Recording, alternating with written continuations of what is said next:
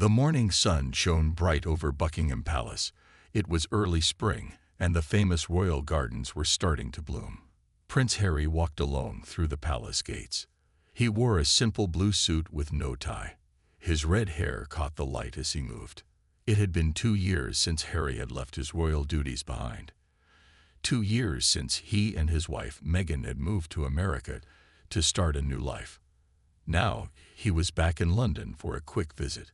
He had told no one about his trip except for a few staff members who needed to know. Harry felt strange walking on these grounds again. Every corner held memories, some good, some bad. He had grown up here, laughed here, and finally decided to leave here. His shoes made a soft sound on the gravel path as he walked toward the east entrance of the palace. At the door stood a young royal guard. The guard wore the famous red coat and tall black hat that tourists from all over the world came to see. He stood straight as a pole, not moving a muscle as Harry approached. His face showed no feeling, as guards were trained to do. Harry stopped a few feet away from the guard. For a moment, he just looked at him. The guard was young, maybe 25 years old. Harry thought about his own time in the military. He had served for 10 years, including 2 tours in Afghanistan. Those days felt very far away now. "Good morning," Harry said with a small nod. The guard did not move or change his expression. "Good morning, Your Royal Highness," he replied in a clear, strong voice. Harry winced a little at the title. "Just Harry is fine," he said. Then he looked more closely at the guard. Something about the young man made Harry curious. "How long have you been a royal guard?" Harry asked. 3 years, sir," the guard answered. His eyes stayed fixed straight ahead, looking at nothing. Harry nodded slowly. He felt a strange mix of feelings, respect for the guard's discipline, but also questions about the system they were both part of in different ways. "Do you enjoy it?" Harry asked. "Standing here day after day, guarding the palace." For just a second, the guard's eyes flickered toward Harry, then back to their fixed position. "It is an honor to serve, sir," he said. Harry gave a small laugh that held no joy. "That's the answer I would have given once," he said quietly. "The perfect answer." The guard said nothing. The morning breeze moved through the garden behind them. In the distance, a clock chimed 9 times. "Can I ask you something?" Harry said suddenly. He wasn't sure why he was talking to this guard. Maybe it was because the young man reminded him of himself years ago, before everything changed. "Of course, sir," the guard replied. "Do you ever question it, your loyalty to the crown?" Harry asked. His voice was low now, almost private. "Do you ever wonder why you stand here, following rules made hundreds of years ago?" The question hung in the air between them. It was not a simple question. It was the same question Harry had asked himself many times before he decided to leave. For the first time, the guard turned his head slightly toward Harry. His face was young, but his eyes looked older, wiser. "Permission to speak freely, sir?" the guard asked. Harry nodded. "Always." The guard took a deep breath. What he was about to say would change everything between them. It would be an answer Harry never expected. An answer that would make him think about loyalty in a whole new way. "I don't serve the crown, sir," the guard said quietly. "I serve the people." Harry blinked in surprise. This was not the answer he expected. The guard's eyes were now fixed on Harry's, no longer looking straight ahead as his training required. "Explain," Harry said, suddenly very interested. He stepped closer to the guard, away from the ears of others nearby.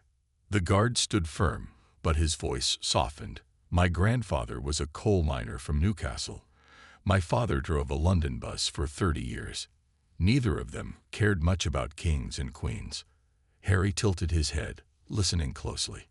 "When I told my father I wanted to be a royal guard, he asked me why." The guard continued. "I didn't have a good answer then. I just liked the uniform, the honor of it all." A small smile crossed the guard's face for just a second before disappearing. "My father said something I never forgot. He said, 'Son, it doesn't matter who sits on the throne. What matters is who you stand for when you wear that uniform. Harry's eyes widened slightly. The guard was now breaking all protocol by speaking so openly, but Harry didn't stop him. "And who do you stand for?" Harry asked. "For the old woman who waves her little flag when the royal family passes by," the guard said. "For the children who press their faces against these gates, dreaming of fairy tales. For the tourists who save for years to come see this place." The guard took a deep breath before continuing. "I stand for my father, who paid his taxes his whole life even when times were hard. For my mother, who taught me to be proud of our country, flaws and all." Harry stood very still, taking in these words. The guard was saying things Harry had never heard inside the palace walls before. "So yes, Your Royal Highness, I do question my loyalty sometimes," the guard said. "But not to the people. Never to the people." A long silence fell between them. In the distance, palace staff moved about their morning duties. A group of tourists gathered at the main gates, cameras ready. "May I ask you something now, sir?" the guard said, breaking the silence. Harry nodded, still processing the guard's words. "When you left, was it the crown you were leaving, or the people?" The question hit Harry like a punch to the chest. He had been asked many questions since leaving royal life, but never this one, never so directly. Harry started, then stopped. He looked down at his hands. "I never thought about it like that." "I meant no disrespect," the guard said quickly. "No," Harry said. "It's a fair question." He looked across the palace grounds, thinking. "I believed I was protecting my family," Harry finally said. "My wife, my son. But the papers said I was turning my back on my country." "The papers aren't the people, sir," the guard said. Harry looked up at him. "What's your name?" he asked. "James Wilson, sir, from Manchester." "Well, James Wilson from Manchester, you've given me something to think about." A palace official appeared at the door behind them. "Your Royal Highness," the official said with a slight bow. "They're ready for you inside." Harry nodded to the official, then turned back to the guard. "The crown will always be there, James," Harry said quietly. "But it's the people who matter most. I think I forgot that somewhere along the way." The guard returned to his proper position, eyes forward, face blank. But as Harry walked past him toward the palace door, the guard whispered, "The people haven't forgotten you, sir." Harry paused mid-step, those words echoing in his mind. Then he squared his shoulders and walked into the palace, the place that had once been his home. Inside, more questions awaited him. But for the first time, in a long time, Harry felt ready to face them. Harry walked through the long hallway of Buckingham Palace. His footsteps echoed on the marble floor. Paintings of kings and queens from hundreds of years ago washed him from the walls. He had walked this hall thousands of times before, but today it felt different. The palace official led Harry to a small meeting room. "Please wait here, Your Royal Highness. The others will join you shortly," the official said before closing the door. Harry stood alone in the room. He went to the window and looked out at the garden. From here, he could see guard James Wilson still standing at his post. "The people haven't forgotten you, sir." The guard's words kept playing in Harry's mind. Harry sat down in a chair and checked his watch. He had 30 minutes before the meeting would start. This meeting was supposed to be simple, just going over some old charity work that needed to be closed out properly. But after talking with James, nothing felt simple anymore. There was a soft knock at the door. Harry turned to see an older man enter the room. It was Robert Wells, who had worked at the palace for over 40 years. Robert had been kind to Harry when he was a boy. "It's good to see you again, sir," Robert said with a warm smile. He carried a tray with tea. "Robert," Harry said, standing up quickly, "I didn't expect to see you. I thought you would have retired by now." Robert set the tray down on a small table. "Not yet, sir. Still a few more years to go." He poured tea into a cup. "I thought you might like some tea while you wait." "Thank you," Harry said, taking the cup. "It's been a long time." Robert nodded. 2 years, sir. He hesitated, then added, "If I may say so, you've been missed around here." Harry sipped his tea. "By who, exactly?" "By the staffs, sir. By the people who work here." Robert straightened some papers on a desk. "Not just the high officials, but the cooks, the cleaners, the gardeners, the regular people." Harry thought about this. "I just had an interesting talk with a guard outside. James Wilson." Robert smiled. "Ah, young James. A good lad. His father was a bus driver, I believe." "Yes," Harry said, surprised. "You know him well." "I know all the staff, sir. It's my job to know them." Robert looked at Harry closely. "May I speak freely, sir?" Harry nodded. "Please do." "When you left, many people here were hurt," Robert said gently. "Not because they felt you had a duty to stay, but because they cared about you. They watched you grow up." Harry looked down at his tea. "I didn't think anyone would care. I thought they just cared about the position, the title." Robert shook his head. "That's where you were wrong, sir. For the public, maybe it's about the title. But for those of us who work here, we care about the people inside these walls." Harry was quiet for a moment. James said something similar. "That he serves the people, not the crown. Wise beyond his years, that boy," Robert said with a smile. "And he's right." Harry stood up and walked back to the window. "I left because I wanted to protect my family. But maybe I didn't understand who my family really was." Robert stayed quiet, letting Harry think. "All these years," Harry said softly, "I thought it was us versus them. The royals versus everyone else. But that's not right, is it?" "No, sir," Robert said. "It's never been that simple." Harry turned back to face Robert. "The meetings I'm having today, who are they with?" "Representatives from your old charities, sir. The Veterans Group, the Children's Hospital, the Mental Health Organization. They've continued your work, but they wanted to give you an update." Harry took a deep breath. "These people, they've kept working even after I left." Robert nodded. "Of course they have, sir. The work was always bigger than any one person, even a prince." For the third time that day, Harry found himself speechless. First the guard, now Robert. They were showing him a side of royal life he had never fully seen before. "Thank you, Robert," Harry said finally. "For the tea, and for the truth." Robert bowed slightly. "The others will be here soon, sir. Is there anything else you need?" Harry shook his head. "No. But I think, for the first time in a long time, I'm starting to see things clearly." After Robert left, Harry stood alone in the room, waiting for his meetings to begin, his mind filled with new thoughts about loyalty, service, and what it truly meant to be royal. The door opened, and 3 people walked in. There was a tall woman with gray hair, a young man in a wheelchair, and an older man with kind eyes. Harry stood up to greet them. "Your Royal Highness," the woman said with a small bow. "I'm Dr. Sarah Mitchell from the Children's Hope Hospital.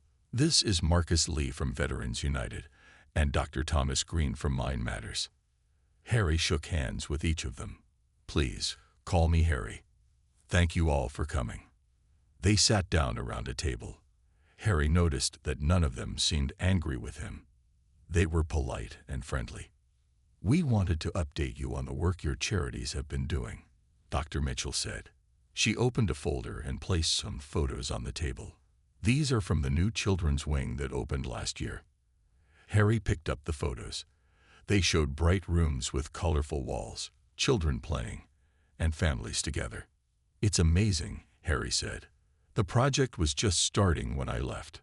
The public donations doubled after the first building was finished," Dr. Mitchell said. "Many people gave money because they knew you cared about this cause." Harry looked up, surprised. "Even after I left?" Dr. Mitchell nodded. "Your name is still connected to the work in people's minds. They remember how you visited sick children, how you played games with them." Next, Marcus spoke about the Veterans Program. "We now help 300 veterans each year," he said. We've opened centers in 5 cities. The sports program was your idea, Marcus continued. It has helped many soldiers heal. Like me. He tapped his wheelchair. I lost my legs in Afghanistan. Your program gave me a reason to live again. Harry felt a lump in his throat. I had no idea it had grown so much. Marcus smiled. You started something important. We kept it going. Dr. Green then talked about the mental health charity. We've helped thousands of people, he said. Young people now talk about mental health more openly because of the work you started. As they continued talking, Harry felt both happy and sad. Happy that the work had continued. Sad that he hadn't been there to see it. Can I ask you all something? Harry said finally. Were you angry when I left? The 3 visitors looked at each other. Disappointed, perhaps, Dr. Green said gently. But not angry. We understood you had your reasons. The work is bigger than any one person, Dr. Mitchell added. Even you, Harry. Marcus leaned forward in his wheelchair. I was in a bad place when I joined the program. I was angry at everyone. But your program taught me something important, that we all need to find our own path to healing. He looked directly at Harry. Maybe your path led you away for a while. That's okay. Harry hadn't expected this kindness. He had prepared for blame, for judgment. But these people were showing him the same thing the guard and Robert had shown him. That real loyalty wasn't about blind obedience. It was about continuing the work that mattered, even when things got hard. Thank you, Harry said, for carrying on the work, for not giving up. Dr. Mitchell smiled. We never gave up on the causes, and we never gave up on you, either. As the meeting ended, and they prepared to leave, Marcus handed Harry a small envelope. From all the veterans in our program, he said. We hope you'll read it later. After they left, Harry sat alone again. He turned the envelope over in his hands, wondering what was inside. The day had already brought so many surprises, so many new ways of thinking about his life and choices. Harry took a deep breath and opened the envelope, ready to face whatever message the veterans had sent him. Inside the envelope was a simple card. On the front was a drawing of a bridge. Harry opened it and found a short message. Bridges can be rebuilt. From your brothers and sisters in arms. Below the message were dozens of signatures from veterans. Harry recognized some names from his time in the military. People he had served with, trained with, laughed with. Harry sat back in his chair, holding the card carefully. His eyes filled with tears. He had left so much behind when he stepped away from royal life. Not just duties and traditions, but connections with people who mattered to him. A soft knock on the door broke his thoughts. It was Robert again. Sir, the Queen has asked if you might join her for lunch, Robert said. She's in the small dining room. Harry felt his heart beat faster. He hadn't planned to see his grandmother today. Their last few meetings had been formal and tense. Did she say why? Harry asked. Robert shook his head. No, sir. Just that she would like to see you, if you're willing. Harry placed the veteran's card carefully in his pocket. Of course, he said. Lead the way. As they walked through the palace halls, Harry felt like a visitor in a place that had once been his home. Staff members nodded respectfully as he passed. Some smiled warmly. None seemed angry or cold. How is she? Harry asked quietly as they neared the dining room. The Queen is well, sir, Robert replied. Though the last 2 years have been difficult for her too. They stopped outside a door. Robert knocked gently, then opened it. Your Majesty, His Royal Highness is here, he announced. Harry stepped into the room.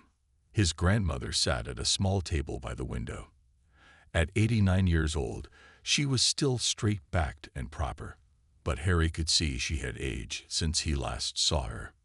Harry, she said, her voice warm. How nice of you to join me. Your Majesty, Harry said, bowing his head slightly. The Queen motioned to the chair across from her.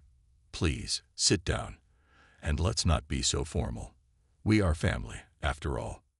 Harry sat down, feeling both at ease and nervous at the same time. A servant brought in soup and bread, then quietly left them alone. "I hear you've had quite a morning," the Queen said, picking up her spoon. "Meeting with James Wilson, speaking with Robert, visiting your charities."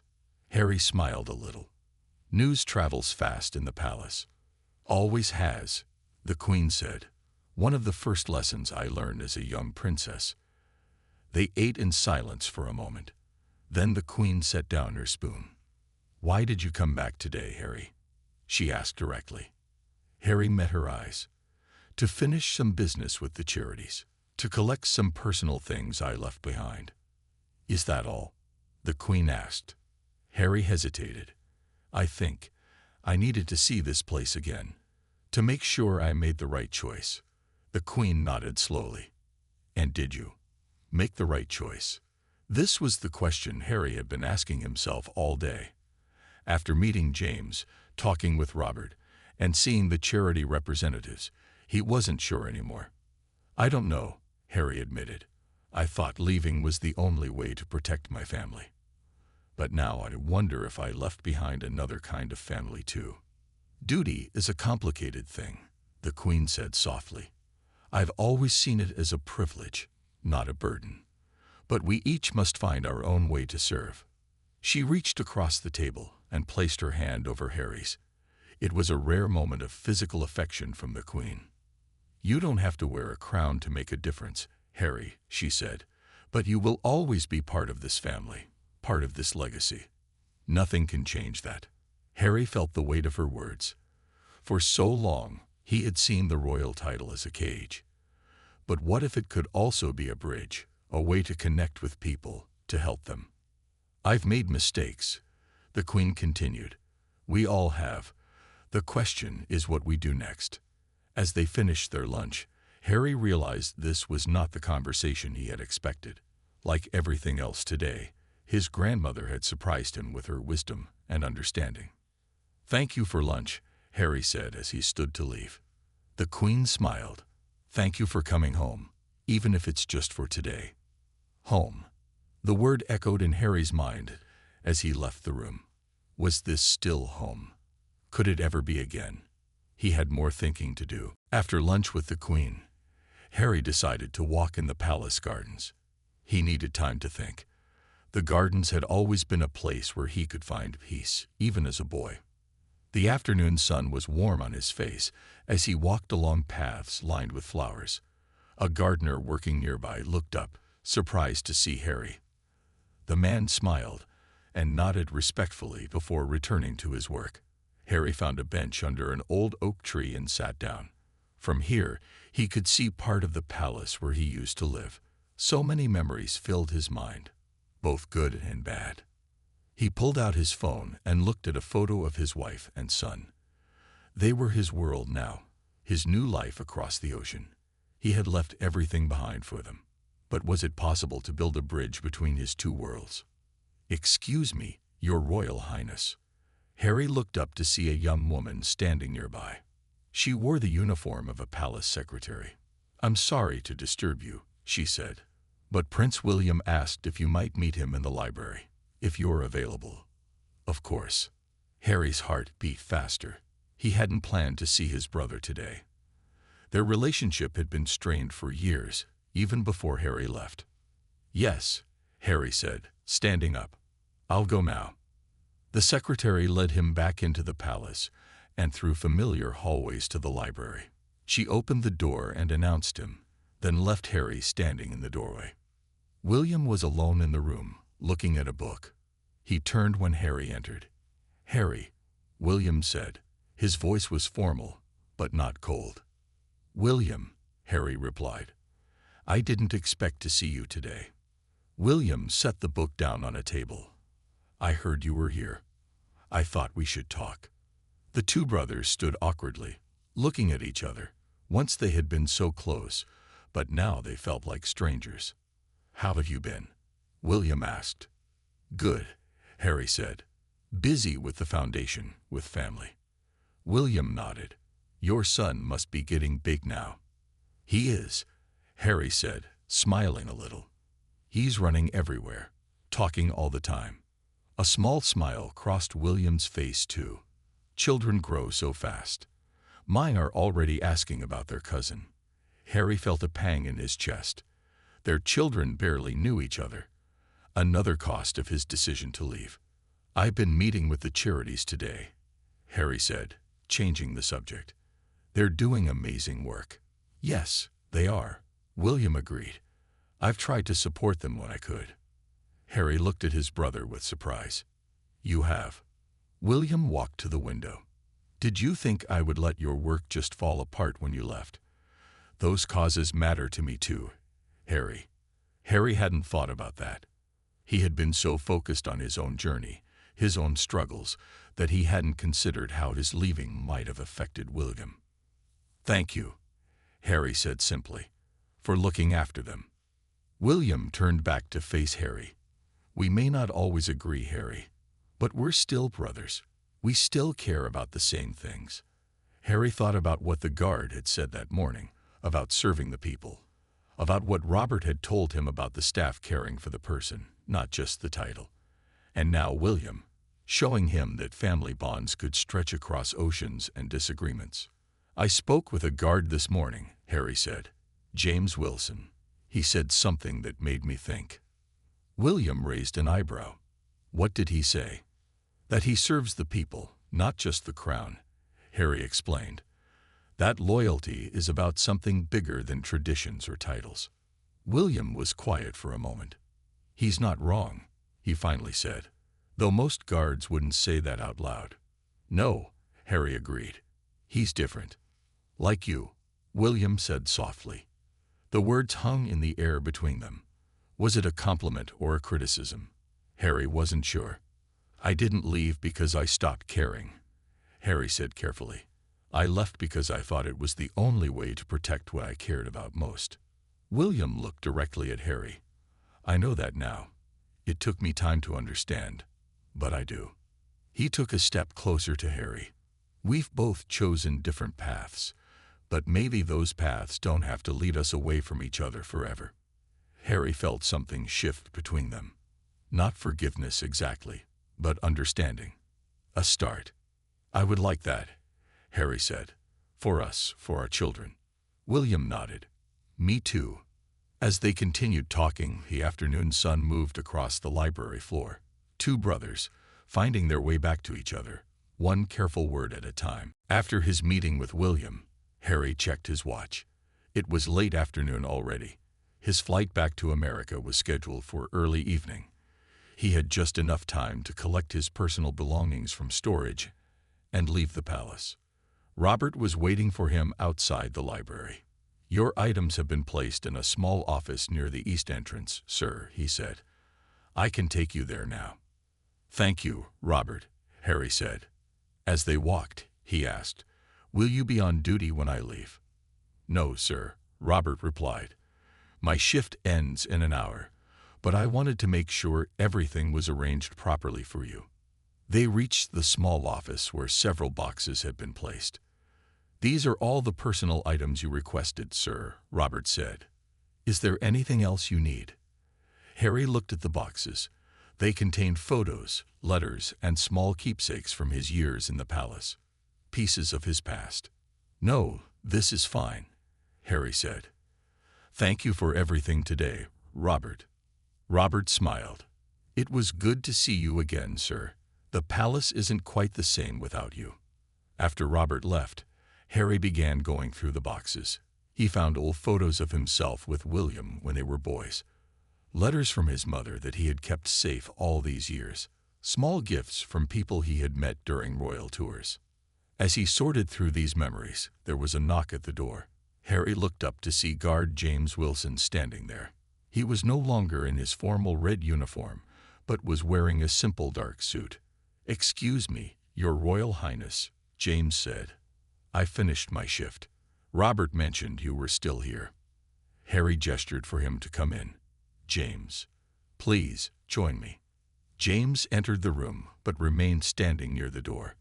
I wanted to apologize if I spoke out of turn this morning, sir. Harry shook his head. No need to apologize. Your words have been on my mind all day. They helped me see things differently.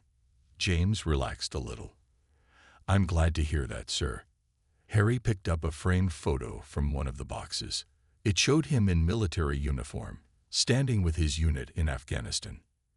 You served in the military before becoming a royal guard? Harry asked. James nodded. Yes, sir. 5 years in the Royal Marines. So you understand both worlds, Harry said. Military service and royal service. I do, James said. They're more alike than people think. Both are about something bigger than yourself. Harry set the photo down and looked directly at James. Why did you become a guard here? After serving in the Marines, you could have done many things. James thought for a moment before answering. My grandfather was a coal miner, as I told you. He worked hard his whole life, but never had many choices. My father drove a bus, had a few more choices. Their work gave me the freedom to choose my own path. He paused, then continued. I chose to stand guard here because I believe in protecting things that matter. History, tradition, but mostly the good that can be done from this place. Harry understood now. James wasn't blindly loyal to a crown or a building. He was loyal to the potential for good that the monarchy could represent. I questioned your loyalty this morning, Harry said, but I think you might understand loyalty better than I do. James smiled slightly. Loyalty isn't about never questioning, sir. It's about choosing to stay even after you've questioned everything. Harry thought about his conversations throughout the day. With James, with Robert, with the charity workers, with the Queen, with William. Each had shown him a different side of loyalty. I'm returning to America tonight, Harry said. Back to my family, my new life there. James nodded. I understand, sir. But today has made me think about ways to build bridges, Harry continued. To honor my loyalty to my wife and son, while also finding ways to serve the people here. That sounds like a worthy goal, sir, James said. Harry extended his hand. Thank you, James Wilson from Manchester, for your service and for your honesty. James shook Harry's hand firmly. Safe travels, sir, and remember what I said this morning. The people haven't forgotten me, Harry repeated. James nodded. And they never will. After James left, Harry finished packing the items he wanted to take with him. But now, instead of seeing these mementos as pieces of a past he had left behind, he saw them as threads that could help weave together his two worlds. The palace clock struck 5. It was time for Harry to leave. As Harry prepared to leave Buckingham Palace, a palisade approached him. Your Royal Highness, your car is ready, the aide said. But there's something you should know. There are photographers at the main gate. Harry sighed. The press. They had been part of the reason he left. Their constant watching, their harsh stories about his wife, their endless hunger for royal drama. How many? Harry asked. At least 20, sir, the aide replied. News of your visit has spread. Harry thought for a moment. Is there another way out? Yes, sir. We can use the service entrance at the back. Your car can meet you there. Harry picked up one of the boxes he had packed. Inside was a small photo of him and William as children, playing in a garden with their mother. They looked so happy, so normal in that moment. No, Harry said finally. I'll use the main gate. The aide looked surprised. Are you sure, sir? The press can be quite difficult. Harry nodded firmly. I'm sure. Please have my car waiting at the main entrance. As the aide left to arrange it, Harry gathered his belongings. He had spent the day thinking about loyalty, about service, about what it meant to be royal.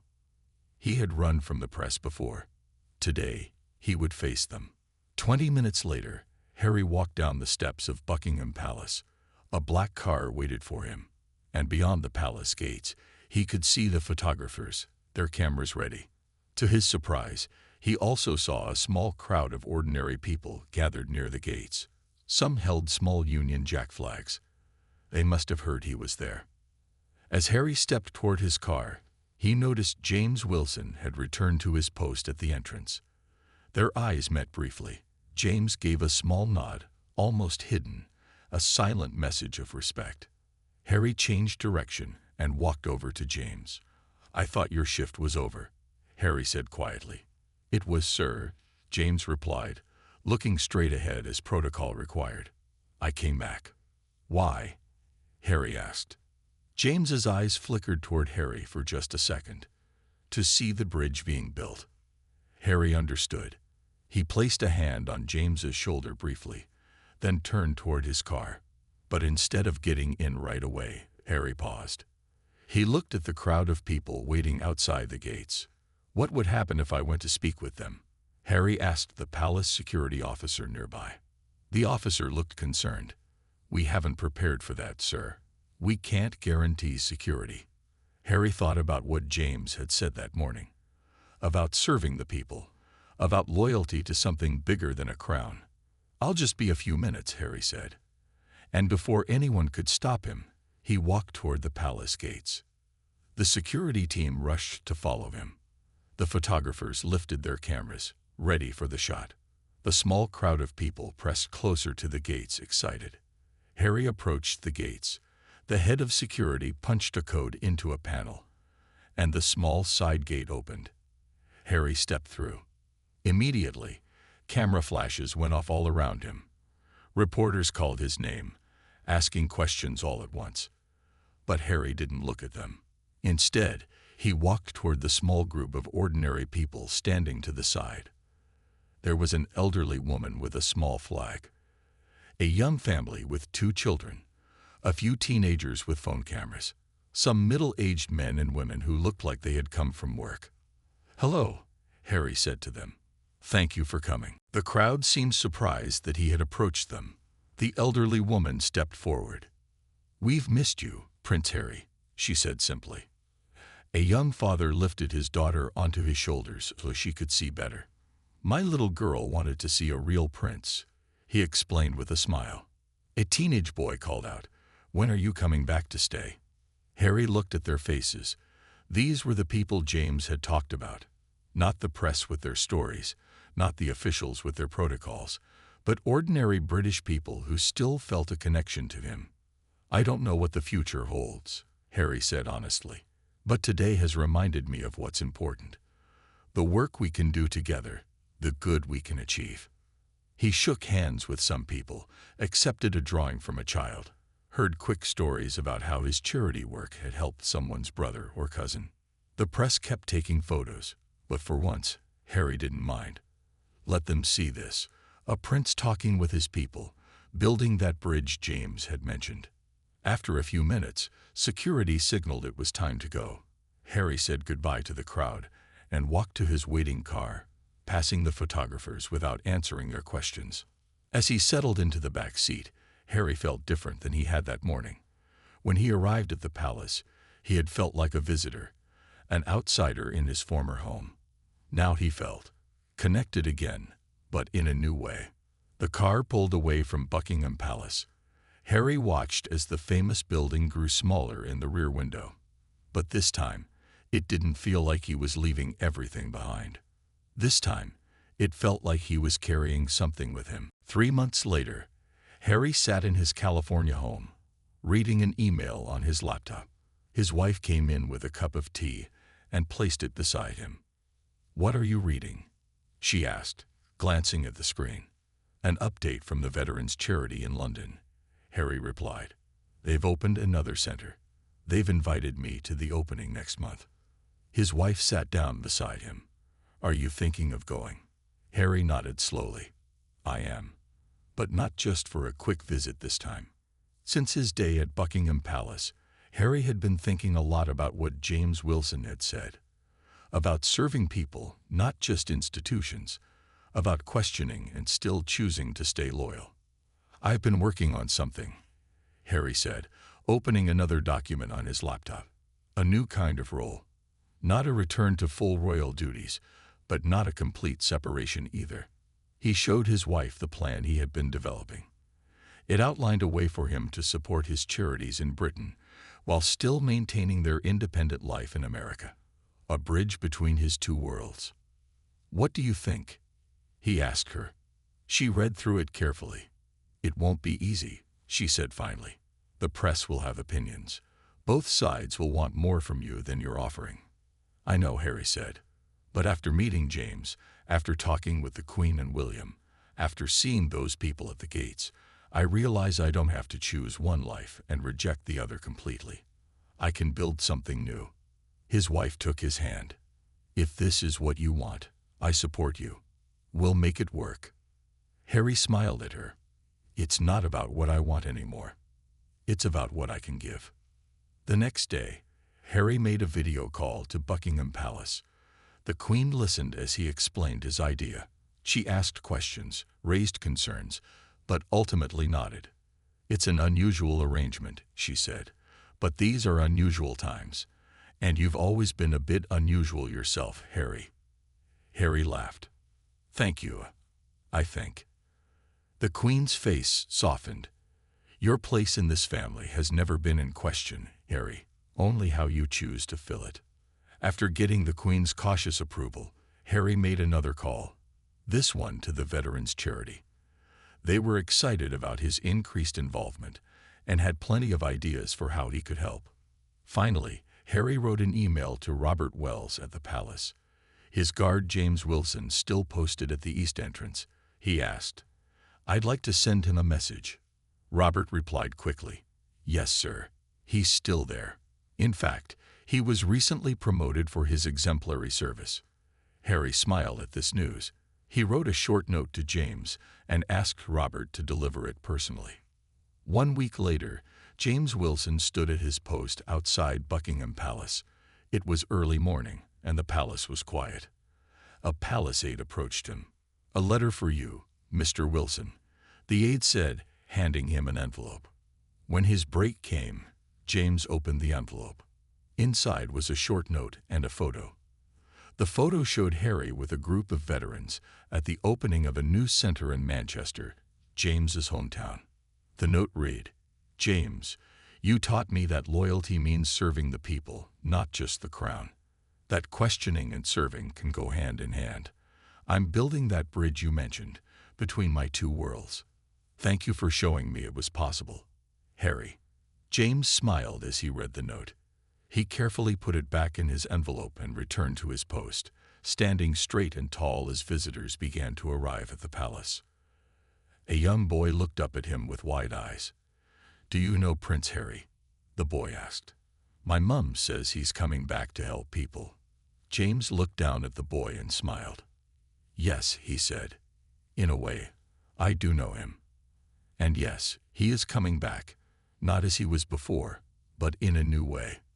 The boy seemed satisfied with this answer and moved on with his parents. James returned to his position, looking straight ahead, guarding the palace as he had chosen to do. Inside the palace and across the ocean, plans were being made. A new kind of royal role was taking shape, a bridge was being built. And it had all started with a simple question from a prince to a guard, and a reply that changed everything. The end.